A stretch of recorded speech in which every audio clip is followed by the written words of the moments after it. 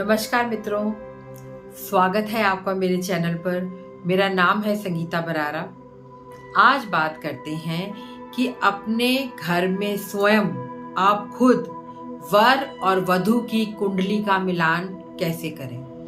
क्या होता है, कभी कभी हमें सामने वाले को जल्दी जवाब देना होता है।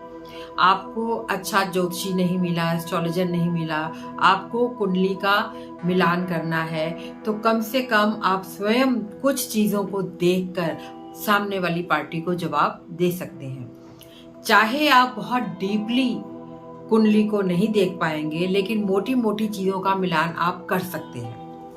तो वो मैं आपको सिखाती हूँ कि लड़के और लड़की की कुंडली को घर में स्वयं आप कैसे मिलान उसका कर सकते हैं। सबसे पहले ये देखिए कि लड़के और लड़की की कुंडली का जो लगन है, अगर एक का विषम राशि में है तो दूसरे का भी विषम राशि में होना चाहिए। विषम राशियां कौन सी होती हैं? पहली, तीसरी, पांचवी, सातवीं, नौवीं, ये सब विषम राशियां हैं। और सम राशियां कौन सी होती हैं? 2, 4, 6, 8, 10, ये सब सम राशियां हैं।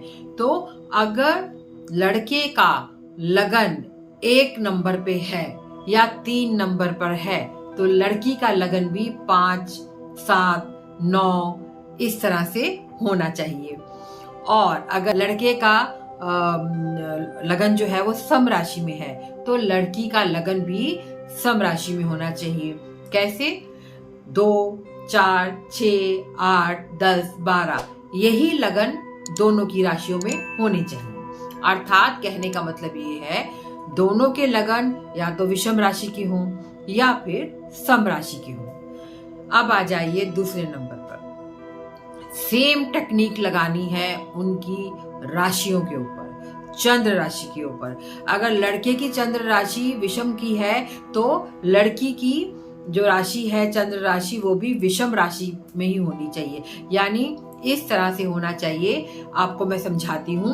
1, 3, 5, 7, 9 इस तरह से अगर लड़के के लड़के के चंद्र राशि बनती है, तो लड़की की चंद्र राशि भी 1, 7, 9, 5 और 11 इस तरह से होनी चाहिए।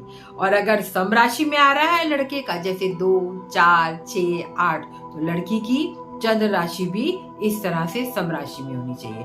तो दोनों में बिल्कुल सेम टेक्निक है। चंद्र राशि और लगन, लड़के का अगर आप देखें कि वो विषम राशि में है, तो लड़की का भी विषम राशि में होना चाहिए। और अगर लड़के का सम राशि में है, तो लड़की का भी सम राशि में होना चाहिए। तो जब भी मिलान करें, ये देख लें कि चंद्र राशि और लगन दोनों ही बच्चों का या तो सम राशि में हो या फिर विषम राशि में हो। तो ये 2 पॉइंट आपको अच्छे से समझ में आ गए होंगे कि दोनों में एक ही टेक्निक आपने लगानी है। अब आ जाइए, हम लोग ये देखते हैं कि ग्रह मैत्री कितनी है। ग्रह मैत्री को वैसे तो 5 पॉइंट दिए जाते हैं, लेकिन इसका मिलान करना अति आवश्यक है। ये नंबर 1 पे समझ लीजिए कि ग्रहों में मित्रता होनी चाहिए।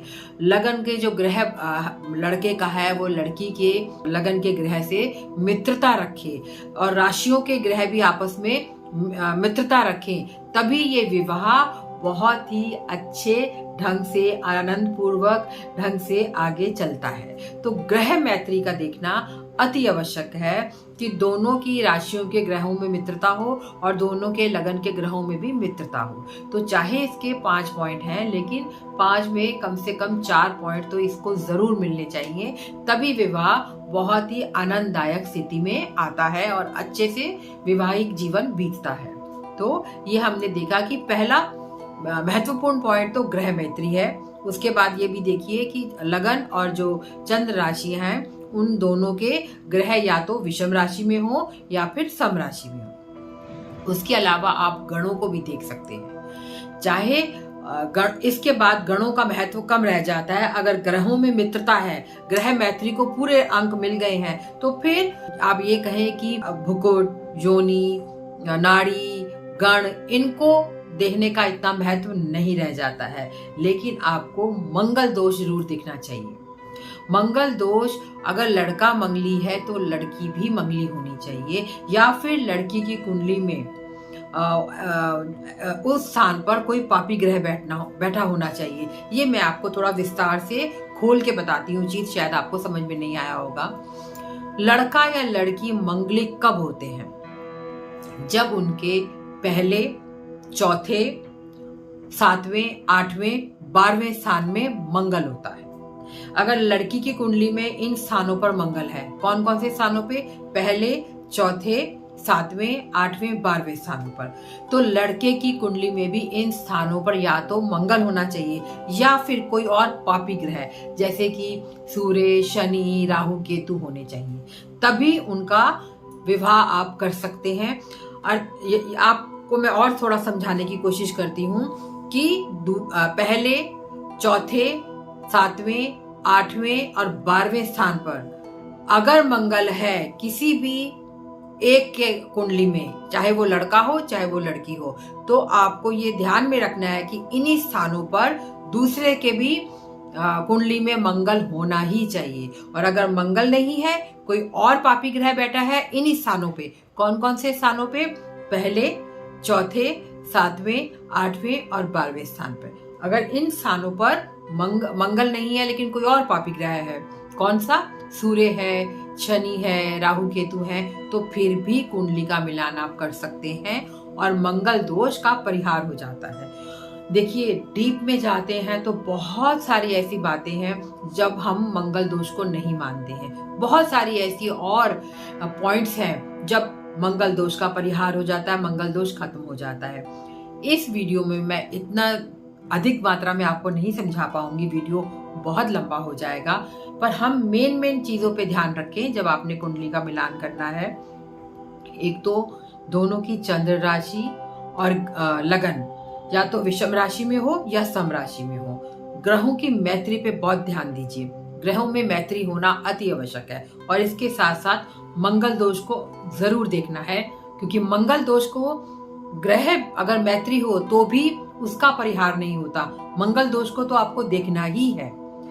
अगर ग्रहों में मैत्री आपकी समझ में आ गई, आपको ग्रहों में मैत्री है, तो फिर आप बहुत सारी और पॉइंट्स को छोड़ सकते हैं, जैसे गणों को देखना या फिर नाड़ी को देखना, योनि को देखना, इन सब चीजों को आप छोड़ सकते हैं, लेकिन मंगल दोष को आपको जरूर देखना है। तो मेन 4 पॉइंट्स हो गए। कौन कौन से? एक तो दोनों की राशियां विषम या सम राशि में हो, लगन विषम राशि या सम राशि में हो, इसके अलावा ग्रहों में मैत्री हो, मंगल दोष को देख लीजिए, तो मोटे मोटे रूप से आप दोनों की पत्री का मिलान कर सकते हैं। अगर आपको मेरे वीडियोस अच्छे लगते हैं तो मेरे चैनल को सब्सक्राइब कीजिए, मेरे वीडियोस को शेयर कीजिए, लाइक कीजिए। बहुत बहुत धन्यवाद।